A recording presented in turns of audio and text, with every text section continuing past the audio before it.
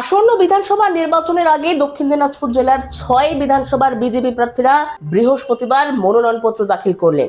বালুরঘাটে জেলা প্রশাসনিক ভবনে বালুরঘাট বিধানসভার বিজেপি প্রার্থী বিদ্যুৎ কুমার রায়, কুমারগঞ্জের শুভেন্দু সরকার, তপনের বুধরায় টুডু এবং গঙ্গারামপুরের সত্যেন্দ্রনাথ রায় নির্বাচন কমিশনের বিধি মেনে মনোনয়নপত্র জমা দেন। অন্যদিকে বুনিয়াদপুরে বিশাল মিছিলের মাধ্যমে হরিরামপুর বিধানসভার প্রার্থী দেবব্রত মজুমদার এবং কুশমন্ডি বিধানসভার প্রার্থী তাপস চন্দ্র রায় মনোনয়নপত্র জমা দেন।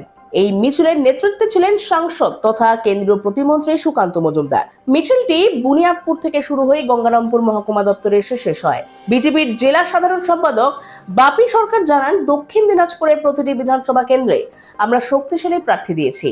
আমাদের লক্ষ্য হলো মানুষের সেবা করা এবং রাজ্যে উন্নয়ন আনতে বিজেপি সরকার গঠন করা।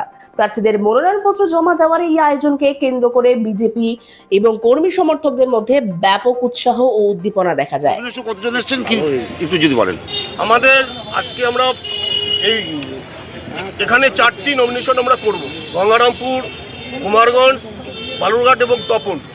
আমরা 12টার আগেই সবাই ঢুকবো, আর পরবর্তীতে আমরা র্যালি করব। আমাদের তপনের বিধায়ক বুধরায় টুডু আমাদের সঙ্গে আছেন, বালুরঘাটের আমাদের প্রার্থী আমাদের বিদ্যুৎ কুমার রায়, আমাদের শুভেন্দু তো আগেই ঢুকেছে, আপনারা দেখেছেন।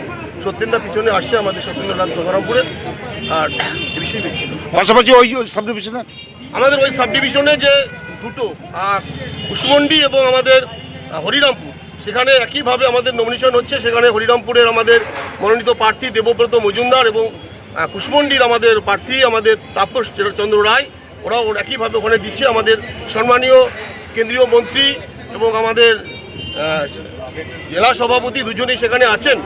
ওখানে আমাদের নমিনেশন চলছে, আর এর পরবর্তীতে আমরা নমিনেশন দিয়ে আমরা র্যালি করবো। সেখানে আমাদের সম্মানীয় কেন্দ্রীয় মন্ত্রী ডক্টর সুকান্ত মজুমদার ছাড়াও এবং রাজ্য নেতৃত্বরা থাকবে।